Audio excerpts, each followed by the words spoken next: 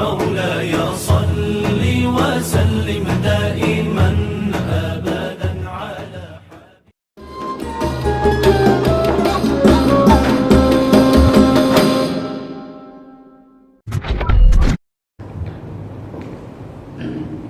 السلام عليكم ورحمة الله وبركاته. بسم الله الرحمن الرحيم. الحمد لله رب العالمين وبه نستعين على أمور الدنيا والدين والصلاة والسلام على أشرف الأنبياء والمرسلين وعلى آله وصحبه أجمعين.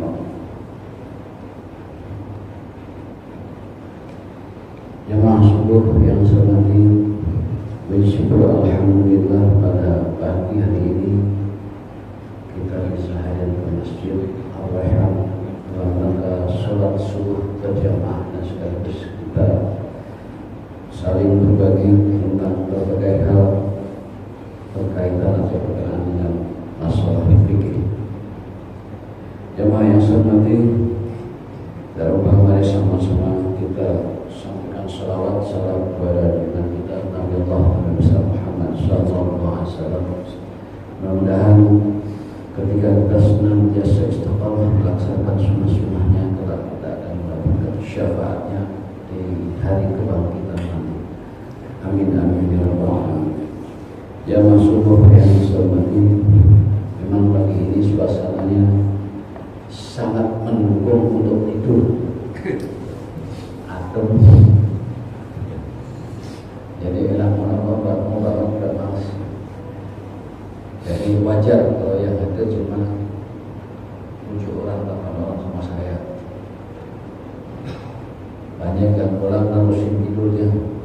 Jadi ya.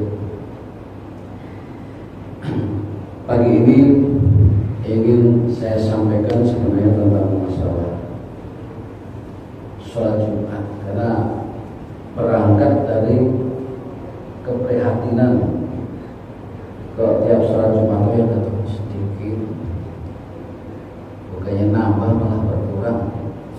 Apa karena nggak ada Jumat berkah? Tapi itu juga memang bisa mengaruh. Jadi nanti perlu kita evaluasi kenapa jamaah kita untuk sholat Jumat ini semakin berkurang. Evaluasi semuanya. Bisa karena apa? Misalnya harus dipanjangkan cuma berkah walaupun sepotong roti, atau misalnya karena khotibnya nggak menarik. Bisa saja jamaah nggak suka dengan khotibnya, kemudian pindah ke masjid yang lain sholat Jumat. Itu sangat mungkin. Itu yang perlu kita evaluasi. Karena sangat ironis ketika kita sudah punya masjid dan kita selenggarakan sholat Jumat di sini, ketika sholat Jumat malah ke wali kota atau tempat lain. Padahal yang punya kewajiban untuk memakmurkan masjid kita ya kita sendiri, bukan orang lain. Kalau kita ke tempat lain, siapa yang punya kewajiban memakmurkan masjid kita? Jadi boleh saja sholat di tempat lain, tapi dari sisi memakmurkan masjid itu adalah kewajiban kita yang punya masjid. Yang masuk yang saya hormati, ingin saya sampaikan tentang sholat Jumat, tetap berkaitan dengan fikih, bahwa sholat Jumat atau hari Jumat menjadi istimewa, sehingga ada yang namanya sholat Jumat yang Allah sendiri sudah menyampaikan di dalam surat Jumat, sampai ada nama suratnya, surat Al-Jumat. Ya ayyuhalladzina amanu idza nudiya lis-sholati min yaumil jumu'ati fas'au ila dzikrillah, fas'au ila dzikrillah. Hai orang-orang yang beriman, ketika datang panggilan untuk sholat pada hari Jumat, fas'au ila dzikrillah, bersegera. Jadi bahasanya itu segera. Nah ini malah datangnya sudah komat, datangnya sudah komat, enggak cuma khotib sudah naik udah komat mau sholat baru datang. Nanti akan kita lihat dari sisi fikih, dari sisi ketentuan sholat Jumat, bagaimana sih sebenarnya. Yang mas sekalian, Jumat menjadi istimewa, di antaranya ini ada di dalam sebuah buku kitab karangan Syekh Abdul Qadir Al-Jailani. Beberapa tulisan. Yang pertama bahwa hari Jumat itu hari di mana Allah ciptakan Adam. Yang pertama. Dan hari Jumat itu hari setelah 40 hari Adam diciptakan jasad tanpa ruh, Allah berikan ruh hari Jumat. Hari Jumat itu pula Allah pertemukan Adam dengan Hawa di surga. Hari Jumat pula Allah turunkan Adam dari surga ke dunia. Hari Jumat pula Allah pertemukan Adam dan Hawa setelah diturunkan ke dunia. Sekian lama bertemu Adam dan Hawa di dunia juga pada hari Jumat. Banyak kisah-kisah tentang keistimewaan. Jadi memang begitu istimewanya sehingga hari Jumat menjadi hari yang sangat mulia, bahkan difardukan untuk sholat Jumat. Jemaah sekalian, memang sholat Jumat wajib bagi laki-laki, tapi ada perbedaan yang mendasar dengan sholat fardu pada umumnya yang lain, sholat lima waktu ya. Syarat wajib sholat kalau yang sholat pada umumnya adalah Islam, balik, dan berakal. Cuma 3. Ketika kita merasa Islam, ketika kita sudah balik atau sudah memayis atau sudah dewasa, sudah bermimpi ihtilam namanya, maka sudah wajib untuk sholat. Balik, berakal, dan merdeka, bukan budak. Kemudian untuk sholat Jumat ditambah syarat wajib sholat Jumat itu sehat. Artinya ketika kita sakit, maka hukum sholat Jumat menjadi berubah, menjadi tidak wajib. Kemudian ada syarat wajib berikutnya. Kita ada di dalam negeri. Maksud dalam kitab ini kita berada di dalam negeri. Maksudnya kita tidak sedang dalam bepergian, musafir. Karena musafir tidak wajib sholat Jumat. Salah satu syarat wajib sholat Jumat adalah tidak dalam keadaan bepergian. Kita ada di rumah. Kalau musafir sholat zuhur, walaupun boleh sholat Jumat, tapi kewajibannya menjadi sholat zuhur. Kemudian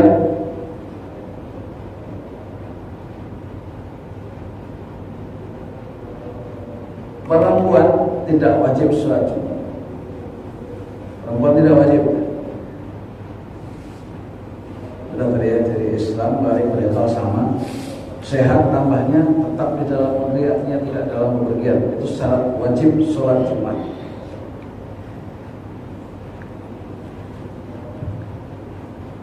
Jamaah subuh yang saya hormati,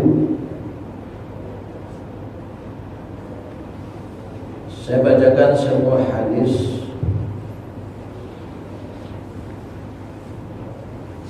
dari Abu Daud. Anna Nabi sallallahu alaihi wasallam qala Jum'atu haqqun wajibun 'ala kulli muslimin fi jama'atin illa arba'atan 'abdun ma'dud aw imra'atun aw sabiyyun aw maridun. Bahwasanya Nabi sallallahu alaihi wasallam pernah bersabda, sembahyang Jumat itu hak dan wajib atas tiap-tiap orang Islam secara berjamaah, kecuali atas 4 macam, yaitu budak yang dimiliki, kaum perempuan, anak-anak, atau orang sakit yang tidak wajib. Jadi yang tidak wajib sholat Jumat atas 4 macam, yaitu budak yang dimiliki zaman dulu, sekarang tidak ada lagi, kaum perempuan, anak-anak, atau orang sakit yang tidak wajib. Dalam hadis lain, qala Rasulullah sallallahu alaihi wasallam, man kana yu'minu billahi wal yawmil akhir fa 'alaihi al-jum'atu illa imra'atan aw musafiran aw 'abdun aw maridun. Hampir sama dengan sanad yang berbeda ya. Dari Jabir bersabda Rasulullah SAW, siapa yang percaya kepada Allah dan hari akhir, maka wajiblah atasnya mengerjakan sembahyang Jumat, kecuali perempuan, musafir, atau budak, atau orang sakit. Sama, dua hadis sama isinya, siapa yang wajib sholat Jumat dan siapa yang boleh tidak sholat Jumat.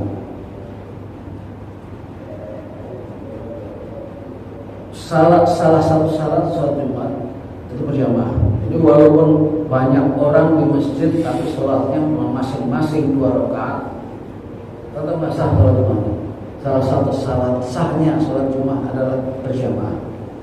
Nggak boleh sholat Jumat sendiri, walaupun dalam satu tempat, satu masjid, harus berjamaah.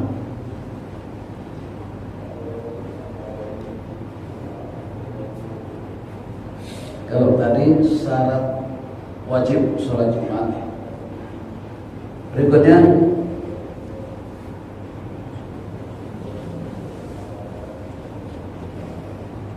sudah ya.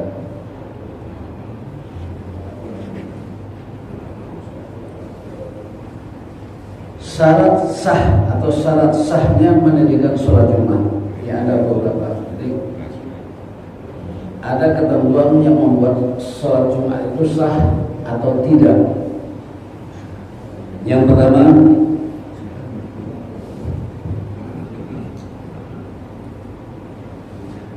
sholat Jumat itu harus didirikan di daerah pemukiman, ya kayak gini, komplek daerah pemukiman. Nggak boleh sholat Jumat dilaksanakan di tempat yang kosong jauh kemana-mana, tapi harus tempat pemukiman. Itu salah satu syarat sahnya sholat Jumat. Jadi kampung yang memang sudah ditempati, memang sudah menjadi tempat tinggal. Itu yang pertama. Yang kedua, tentu syarat sahnya ini menjadi syarat tambahannya, karena kalau syarat sahnya sholat sama dengan sholat yang lain, harus menghadap kiblat, harus menutup aurat, sama harus suci dari hadas dan najis. Itu syarat sahnya. Ini menjadi syarat sah tambahan, dilaksanakan atau didirikan di tempat yang sudah menjadi kampung, tempat pemukiman. Yang pertama. Yang kedua, ada hadis yang memang sahih ya, sudah, walaupun ada hadis lain yang tidak tidak sama ya. Salah satu syarat sahnya sholat Jumat, yang pertama saya bacakan hadisnya.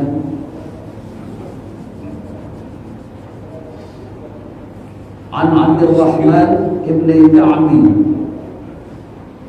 an abihi qala awwala man jama'a bina fil madinati as'adutni zararata qabla maqdamin nabiy sallallahu alaihi wasallam al-madinata fi naqi'id khadimati qultu kam kuntum qala arba'una rajulan. Dari Abdurrahman bin Ka'ab, mula-mula orang yang mendirikan sholat Jumat pada kami di Madinah ialah As'ad bin Zararah sebelum Nabi SAW datang ke Madinah, yaitu di Naqi al-Khidmat. Aku bertanya, berapa banyakkah kamu ketika itu? Kemudian yang ditanya menjawab, sebanyak 40 orang laki-laki. Ini menjadi persyaratan. Jadi kalau mazhab Imam Syafi'i ini menjadikan persyaratan minimal 40 orang laki-laki dewasa, laki-laki yang sudah balik, yang sudah memenuhi syarat untuk sholat minimal.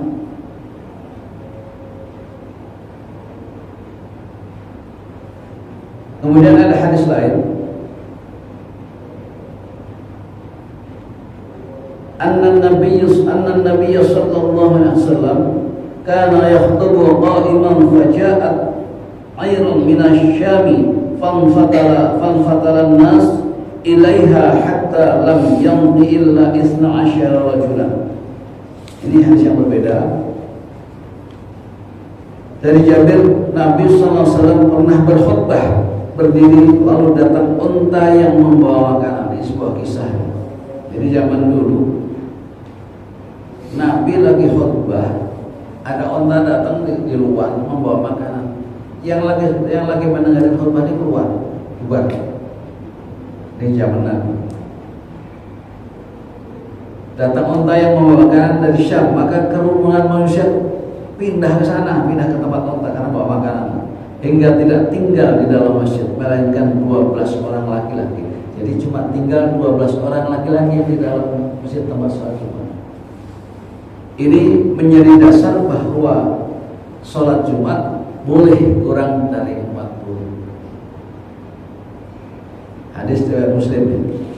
Akan tetapi memang ulama-ulama yang mazhab Syafi'i bahwa ini dilakukan mungkin waktu berkhutbah saja mereka berkumpul dan tak lama kemudian untuk sholat Jumat mereka kembali masuk ke dalam masjid. Biasa saja itu terjadi. Ini penjelasannya ya. Jadi mungkin saja pas khutbah keluar karena ada tukang onta datang bawa makanan, tapi begitu sholat mereka masuk lagi. Ya, ini tidak dijelaskan. Jadi perkiraan para ulama mungkin ketika sholat ya sudah masuk lagi. Ini yang menjadi dasar bahwa sholat Jumat boleh kurang dari 40. Itu cuma 12 orang. Tapi ketika sholatnya mungkin juga 40 kan sudah masuk lagi. Itu salah satu syarat sahnya Jumat. Kemudian tadi sudah saya sampaikan salah satu syarat sahnya adalah berjamaah. Tidak boleh sholat Jumat sendiri-sendiri. Hadirin, syarat sah yang keempat adalah waktu. Waktu sholat Jumat sama dengan waktu sholat zuhur. Ketika matahari sudah tergelincir ke barat sedikit saja, memang sudah lincir kalau orang Jawa bilang. Matahari sudah tidak pasrah sudah ke barat. Itu mulai kalau kita adzan sudah masuk waktu zuhur. Itu sholat Jumat pun sama. Sampai dengan jatuhnya waktu asar. Walaupun kita mungkin nggak tahu pernah ada yang pernah ngalami nggak sholat Jumat tapi sudah menjelang asar. Padahal itu boleh, karena waktunya memang antara sama kayak waktu zuhur, dari tergelincir matahari sampai waktu asar, itu waktu sholat zuhur. Waktu sholat Jumat sama. Makanya nanti ada penjelasan. Ketika kita sedang sholat Jumat, ternyata sholat Jumat belum selesai. Sholat Jumat masih kurang 1 rakaat sudah ada asar. Ada penjelasannya. Sudah adzan asar, maka ketika tidak dapat 1 rakaat, jadi sholat Jumatnya kurang, maka dia harus lengkapi dengan sholat zuhur. Ya, tapi kan kebangetan sholat Jumat nggak selesai sampai asar ya.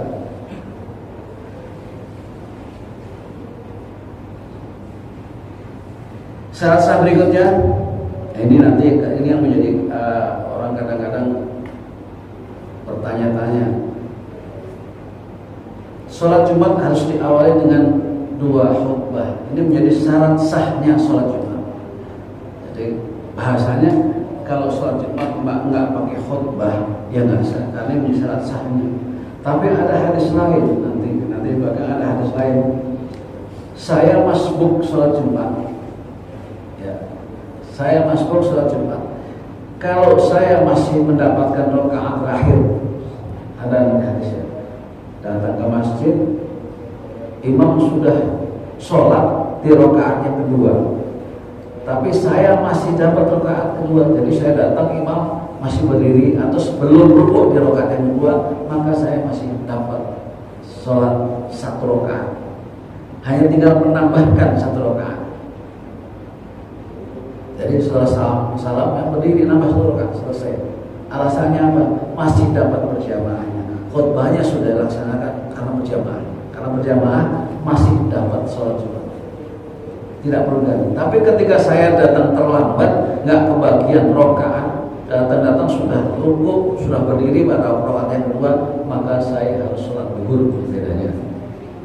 Karena nggak dapat sama sekali. Datang imam sudah rukuk, kita nggak dapat rukuknya. Maka selesai salam nambah 4 rakaat. Walaupun niatnya masih sholat Jumat, tapi ditambah 4 rakaat sholat zuhur. Itu bedanya.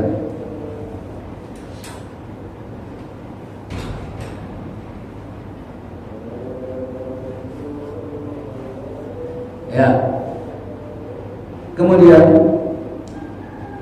ada salah satu, saya tidak tahu ya kalau dulu kita berawal bikin masjid ini karena di Al Mustafa beludak penuh. Sebenarnya memang kita masih dekat.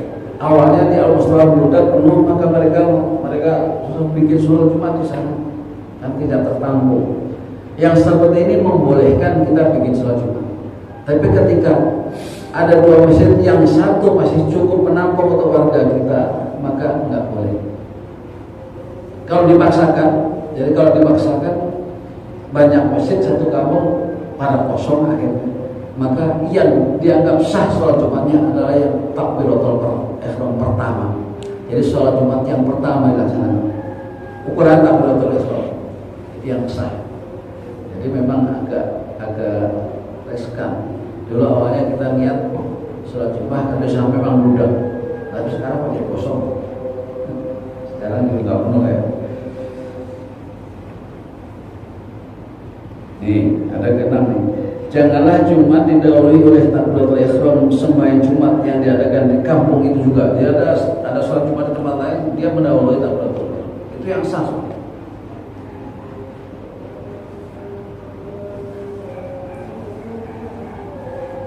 Ada kita tidak punya kewajiban sholat Jumat.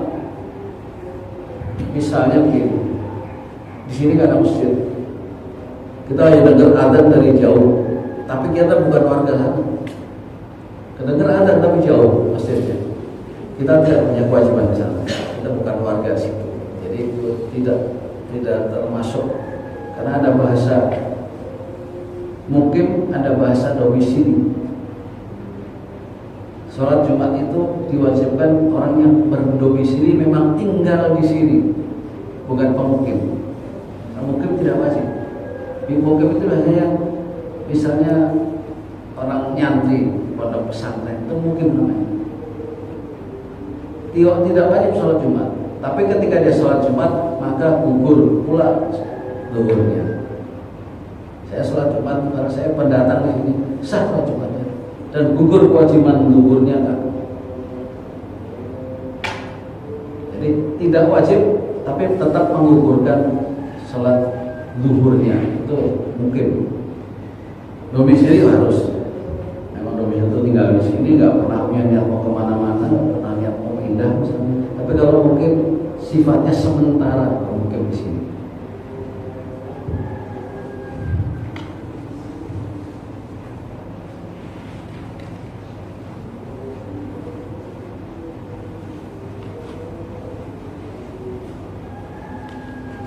Ini tadi saya sampaikan ada pendapat hadis, saya bacakan ini.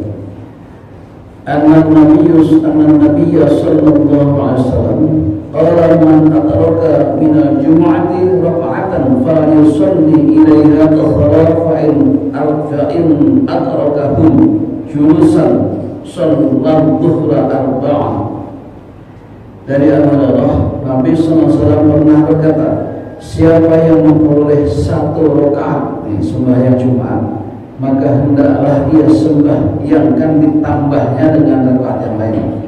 Dan apabila didapatinya mereka sedang duduk, artinya sudah rakaat kedua sudah duduk, hendaklah dikerjakannya sembahyang 2 rakaat tadi yang saya sampaikan ya.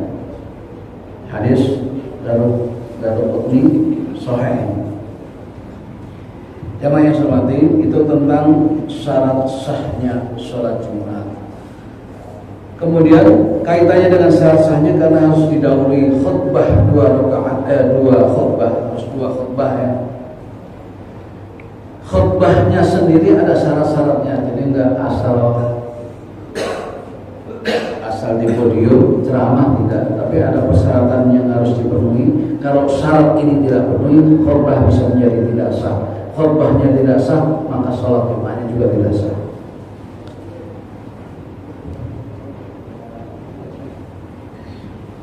Salah satu syarat yang pertama untuk khutbah ditunjukkan, ini untuk mazhab Syafi'i tadi ya, ditunjukkan kepada 40 orang. Jadi minimal ya ada 40 orang jamaah. Ini yang mazhab Syafi'i yang tadi saya sampaikan. Caranya khatib mengeraskan suara hingga seluruh khutbah itu dapat didengar orang dan cukuplah memperdengarkan itu menurut sekuasanya. Jadi khatib berusaha sekeras-kerasnya, tapi ya sekeras-kerasnya sekuasanya dia. Nah ini ada yang kadang-kadang tidak dilaksanakan. Kedua khutbah harus dengan bahasa yang dapat dimengerti oleh para jamaah. Dengan bahasa yang dapat dimengerti. Ada tempat lain ya, khutbahnya pakai bahasa Arab, jamaah sama sekali nggak ngerti. Ini ketika baru pembukaan doang, katanya sudah barakallahu wa selesai. Padahal salah satu tujuan biar yang disampaikan tahu apa maksud khutbah, apa tujuan khutbah yang disampaikan, isinya khutbah. Tapi kalau dengan bahasa yang tidak mengerti, kita tidak tahu, tidak nyambung. Makanya di sini kedua khutbah dengan bahasa yang dapat dimengerti oleh para jamaah.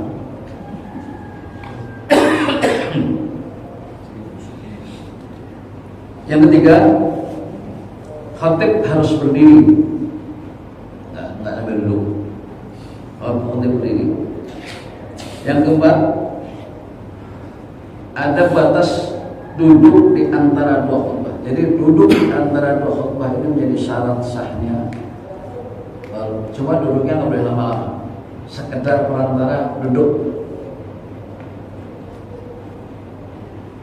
Suci jelas, tetap suci dari hadas dan dari najis.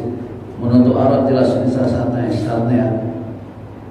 Berturut-turut membaca dua khutbah dan khatib jangan membatasi dua khutbah itu dengan istirahat atau yang lama. Jadi jangan lama-lama istirahatnya.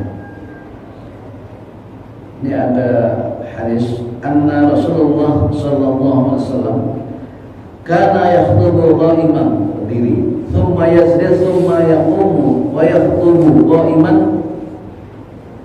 Wa fi riwayatin kana lin nabiy sallallahu alaihi wasallam khutbatani yajlisu bainahuma yaqra'ul qur'ana wa yudhakkarun nas.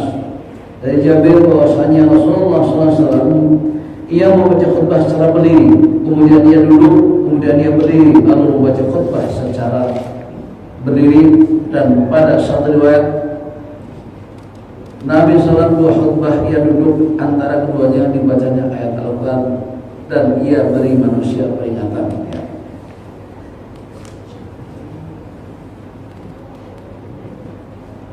Tentang duduk di antara dua khutbah tidak boleh lama-lama. Khutbah dimulai ketika waktu zuhur sudah masuk, jadi sudah tergelincir matahari.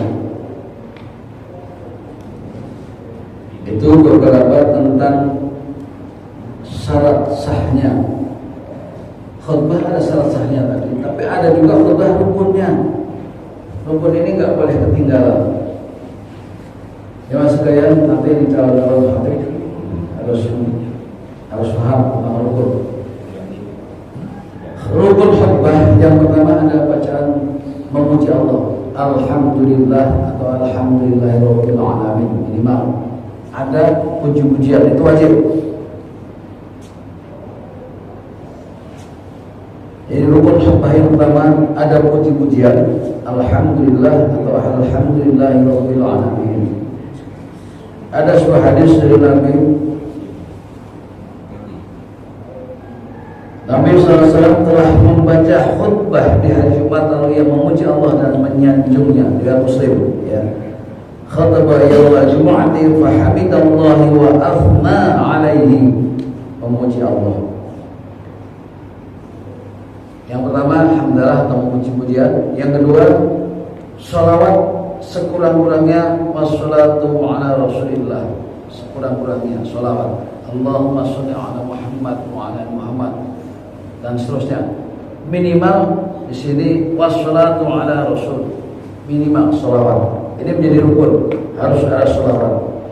Yang ketiga rukun khutbah yang ketiga harus ada bacaan syahadat. Asyhadu an la ilaha illallah wa asyhadu anna Muhammadan Rasulullah. Sekali lagi karena ini rukun, bacaannya pun tidak boleh salah. Kalau salah ya rukun khutbahnya nggak sah.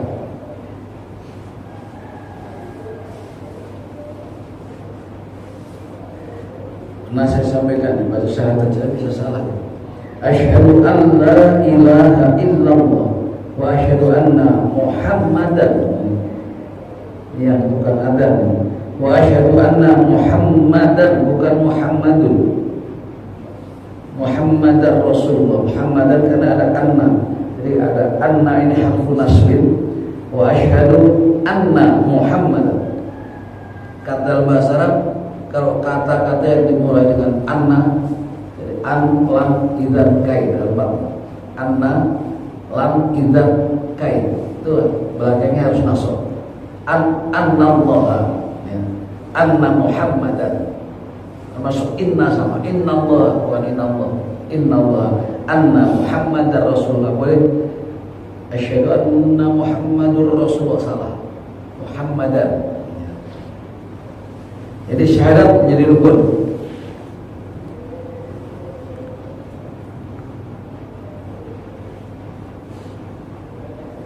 Sebuah hadis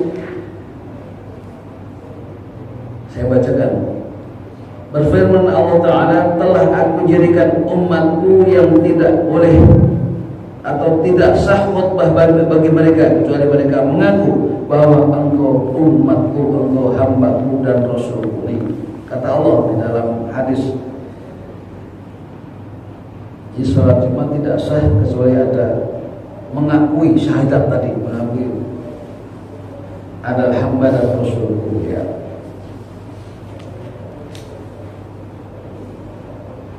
Rukun berikutnya kita pasti sering mendengar. Hadirin jamaah Jumat rahimahullah, khatib mengajak pada diri kita semua, itu namanya wasiat takwa. Mari kita senantiasa meningkatkan takwa dan iman kita kepada Allah. Itu rukun wajib. Makanya setiap khatib pasti akan ngomong itu, pasti, karena itu rukun. Kalau tidak ada wasiat takwa ini, khutbahnya tidak sah. Walaupun boleh juga dalam bahasa Arab, usikum wa nafsi kita, Allah itu juga jangan sama. Wasiat takwa hukumnya wajib, rukun.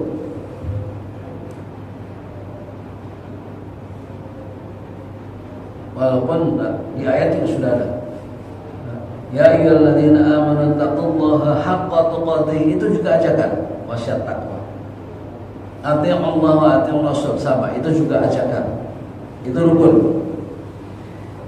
Kemudian rukun berikutnya di dalam khutbah harus ada ayat yang dibaca. Makanya nggak boleh ayatnya hanya artinya dibaca, harus ada ayat yang dibaca, rukun. Tidak boleh hanya artinya. Membaca ayat Al-Quran dalam salah satu kedua khutbah dan lebih afdal di dalam khutbah yang pertama. Jadi yang lebih afdal di khutbah yang pertama yang harus ada ayat Al-Qurannya. Hadirin, kemudian rukun berikutnya kita juga sering mendengar, pasti ada doa Allahumma ighfir lil muslimina wal muslimat, mendoakan kaum muslimin laki-laki dan perempuan menjadi rukun, ya. Ini pasti doanya Allahumma ighfir lil mu'minina wal mu'minat wal muslimina wal muslimat, baru doa yang lain pasti diawali doa itu. Karena itu menjadi rukun, mendoakan kaum muslimin laki-laki dan perempuan. Allahumma ighfir lil mu'minina wal mu'minat wal muslimina wal muslimat. Walaupun hanya sampai situ, sudah rukunnya sudah terpenuhi.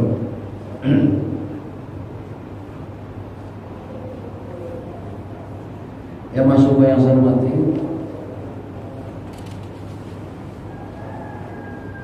kaitannya dengan tadi wasiat ya, pesan tentang takwa. Walaupun memang tidak harus, disitu kita sering mendengar ya, usikum bittaqwallah. Boleh pula dengan perkataan lain yang maksudnya menyuruh manusia untuk bertakwa, untuk takut kepada Allah, ya. Boleh, jadi dengan bahasa Indonesia boleh, karena biar tujuannya sampai, maksudnya sampai.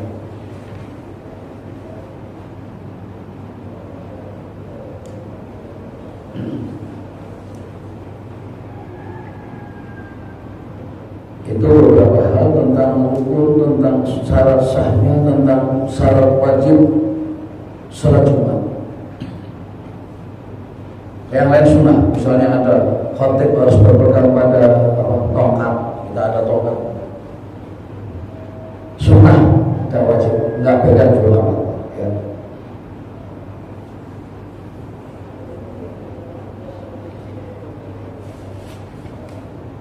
Kemudian tekniknya ini menjadi sunnah ya. Ketika khatib naik ke atas mimbar, maka setelah memberi salam ia duduk. Itu sunnah, duduk dan sampai adzan selesai. Jadi di masa Rasulullah pertama dulu adzannya juga cuma satu. Di masa pertama adzan cuma satu. Tapi ketika sudah orang sudah jamaahnya sudah semakin banyak, maka di zaman Khalifah Utsman adzannya jadi dua. Di masa Rasulullah cuma satu.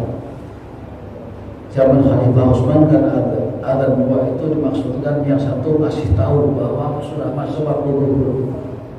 Yang kedua dimaksudkan ngasih tahu, udah mau mulai nih khutbahnya, udah mau mulai rangkaian sholat Jumat.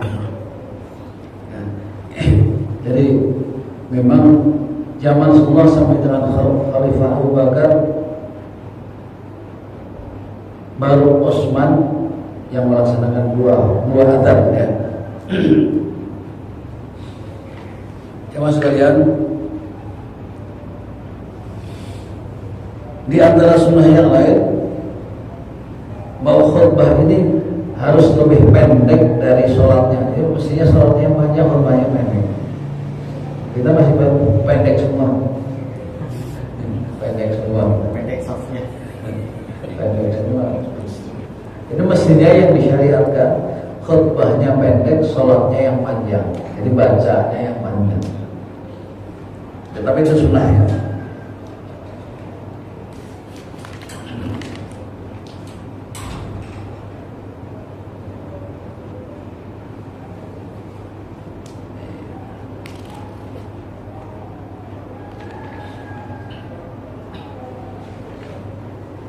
Baik jamaah supaya hormati, barangkali itu saya sampaikan. Kalau ada yang mau nanya silahkan. Saya biar ingat. Kalau nggak ada yang mau nanya apa yang mau sampaikan lupa. Kan masih ada. Silahkan kalau ada yang mau nanya. Ustaz, di beberapa tempat kita pernah melihat, jadi setelah sholat Jumat itu dilakukan lagi sholat zuhur. Mungkin ada alasan apa ya bisa dilakukan dua rangkaian sholat itu? Ya memang, dan di kita juga ada yang masih berpegang prinsip satu. Biasanya mereka menganggap sholat Jumat ini tidak terpenuhi persyaratan syarat sahnya. Misalnya orangnya jamaahnya kurang dari 40. Karena ketika ini dipakai bahwa menganggap kurang dari 40 sholat Jumatnya tidak sah, maka harus diganti dengan sholat zuhur. Satu itu. Yang kedua,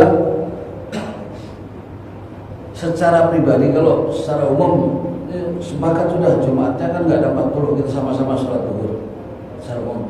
Tapi secara pribadi bisa seorang ini menganggap bahwa khotibnya atau imamnya tidak sah, isi bacaan atau syarat rukunnya tidak terpenuhi dan seterusnya, mengambil dasar, maka setelah sholat Jumat dia sholat dulu. Karena ada sholat Jumat itu ada syarat sahnya sholat, ada rukun Jumat, ada namanya iniqad. Iniqad ini menggugurkan sholat zuhur. Jadi syarat rukunnya terpenuhi, syarat sahnya terpenuhi, kemudian syarat iniqad, nggak wajib lagi sholat zuhur. Karena ada nggak wajib sholat Jumat. Orang sakit tidak wajib sholat Jumat, tapi dia maksain sholat, dia nggak wajib. Tapi ini kok dia sholat Jumatnya ikut, dia nggak wajib sholat zuhur lagi. Tapi ketika ada yang sholat wajib, dia wajib sholat Jumat karena sehat badannya, ada di tempat tak kemana-mana. Tapi tidak ini kok itu tadi tidak menggugurkan kewajiban sholat Jumat karena ada yang tidak terpenuhi. Dia wajib sholat Jumat, sholat, syarat rukunnya rukun Jumat terpenuhi. Tapi ada satu misalnya ketinggalan khutbah, meyakini ketinggalan khutbah menjadi syarat sahnya sholat Jumat, dia nggak ikut khutbah, dia yakini itu, dia sholat gugur. Walaupun ada hadis tadi menyampaikan kalau masih dapat 1 rakaat saja maka dia masih sholat, Jumatnya masih sah, hanya nambah 1 rakaat. Tapi kalau sudah tidak dapat 1 rakaat maka harus sholat gugur. Jadi banyak alasan sebenarnya, banyak alasan. Secara pribadi saya menganggap wah imamnya nggak benar, sah sholatnya. Saya sholat duhur. Secara pribadi saya menganggap khutbahnya juga nggak benar, bacaannya. Saya sholat duhur selesai. Atau secara umum tadi, masjid itu sudah sepakat bahwa jamaahnya minimal harus 40, maka kalau tidak ada 40 sholat duhur. Ada masjid yang tidak cuma ada, banyak, kamu banyak. Tapi hadis lain yang membolehkan, yang tadi ada cuma 12 orang yang menang di Madinah masih lanjut sholat Jumatnya. Silahkan. Jadi memang banyak. Ada beberapa faktor diantaranya keyakinan masalah 40, ya harus sholat Jumat lagi kalau kurang. Kalau di masjid kita kalau sudah ada 3 saf penuh, ya 3 saf penuh di ujung sini, 2, 3 penuh, itu sudah 40. 3 saf penuh orang dewasa ya. Tapi kalau kurang dari 3 saf, pernah dihitung itu. Jadi kita pernah hitung penuh itu 3 saf. Yang sini kan terpotong sana, tapi 3 saf penuh 40. Dan insya Allah sih masih terpenuhi lah. Ya ada lagi. Ayo silakan.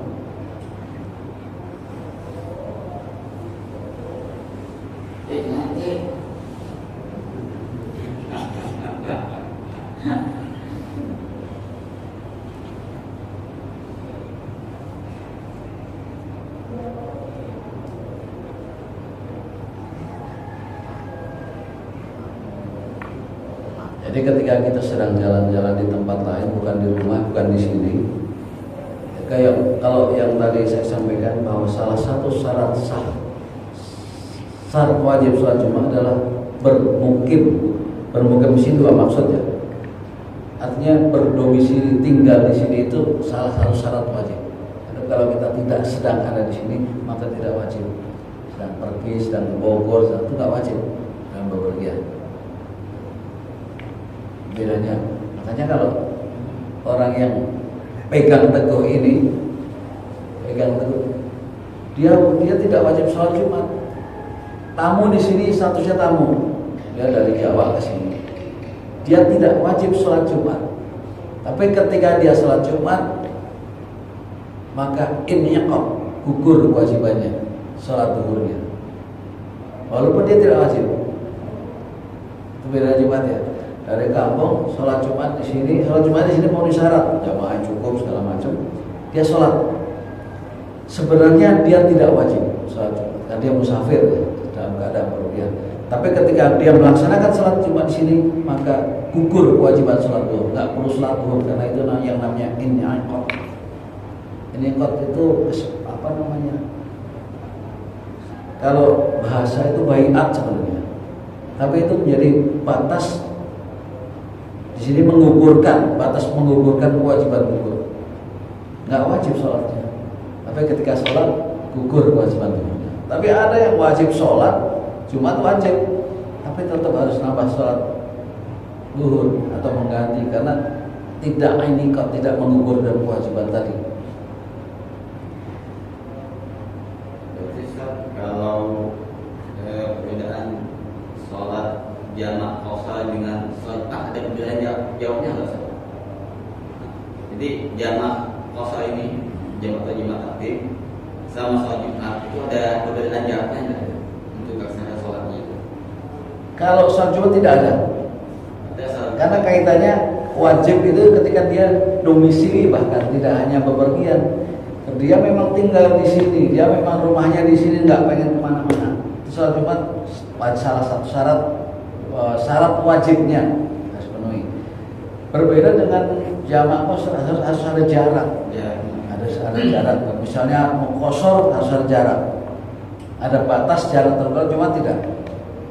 Dia bukan penduduk sini, tidak wajib. Dia numpang sini, tamu di sini. Tamunya nggak dari jauh, apa dari kampung sebelah.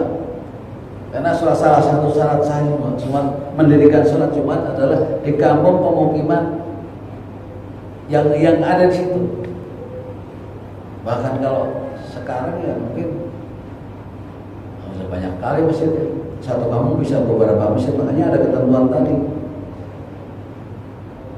Kalau masjid ini masih cukup untuk menampung jamaah kampung itu, maka tidak boleh bikin masjid lain untuk sholat Jumat. Kalau masjid ini sudah tidak menampung, maka silahkan bikin masjid lain di tempat. Karena dari zaman dulu, zaman Rasulullah, sholat Jumat itu memang di masjid, bukan di lapangan. Yang di lapangan adalah sholat Idul Fitri atau Idul Adha. Sunnahnya di tempat terbuka. Cuma di masjid ada tempat. Di masjid di area pemukiman. Jadi beda kalau jamaah. Kalau kosor ada batas jarak, kalau Jumat tidak. Dia tamu saja di sini, tidak wajib. Walaupun itu ini kok menggugurkan kewajiban sholat zuhur ketika dia sholat Jumat di sini. Ya, saya kan dalam Pak, berkaitan sama ini tadi kayak musafir atau pendatang ya dengan sholat Jumat. Nah, kalau khotib panggilan itu terus jatuhnya gimana ya? Dia kan nggak wajib misalkan kalau kita ikut yang itu ya nggak wajib, tetapi jadi khotib terus jadi imam, nah itu nanti masuknya gimana itu gitu ya. Hukumnya itu kan banyak nih misalnya di Pak Ustadz diundang agak jauh gitu, nah itu jadinya hukumnya seperti apa gitu. Ya, betul. Makanya ada yang berprinsip kan imam harus orang yang domisili di situ, bukan tamu. Namun sekali lagi tadi saya sampaikan bahwa sholat Jumat berbeda. Ketika orang luar tamu sholat Jumat di sini atau khutbah di sini, sholat Jumat di sini, maka sholat Jumatnya tetap sah, tetap sah. Tetap tadi saya sampaikan.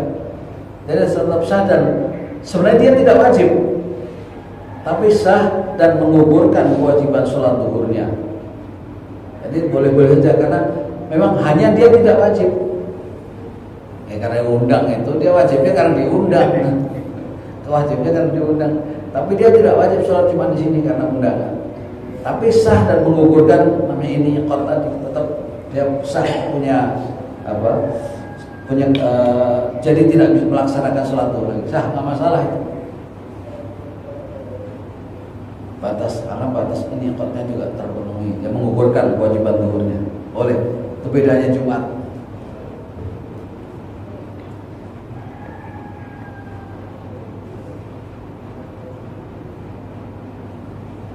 Ada yang lain silakan.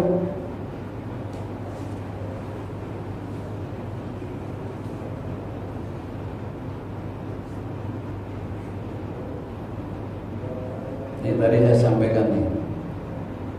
Waktu pelaksanaan sholat Jumat sama sejak tergelincir matahari sampai waktu asar ya. Tempat pelaksanaan juga sama, pemukiman jumlah 140 orang bagi mazhab Syafi'i. Dilakukan secara berjamaah, nggak boleh sendiri-sendiri. Tidak boleh terdapat 2 jamaah sholat dalam satu daerah kecuali ada tempat yang cukup. Ya.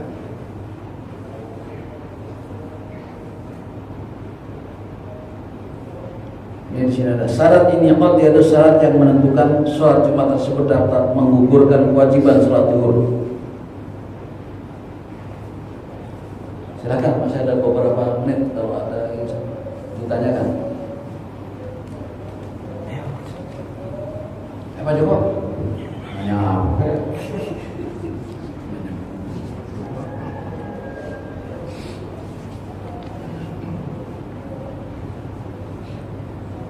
Ya, termasuk Wesamatin. Jadi memang kita harus selalu evaluasi untuk masjid kita ya, biar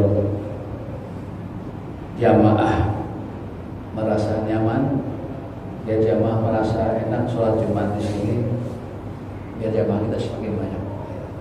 Walaupun kita juga memang terbatas karena masjid kita di belakang pojok, ya jamaahnya itu aja, nggak ada jamaah tamu, jarang. jarang sekali. Jamaahnya ya hanya terbatas orang yang ada di sini karena masjid kita di dalam ya.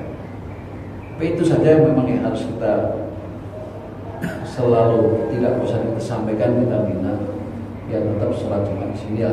Kita punya kewajiban memakmurkan masjid kita, jangan sudah ada masjid kita sholat Jumatnya malah ke Istiqlal yang jauh. Boleh-boleh saja, nggak dilarang. Tapi kewajiban memakmurkan masjid kita ya kita sendiri, bukan orang lain yang harus memakmurkan. Ya silakan Mas Yada.